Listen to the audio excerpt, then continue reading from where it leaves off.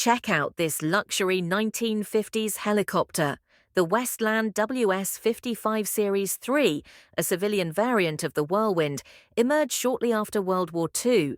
Compared to modern helicopters, the Series 3 exhibited significant limitations.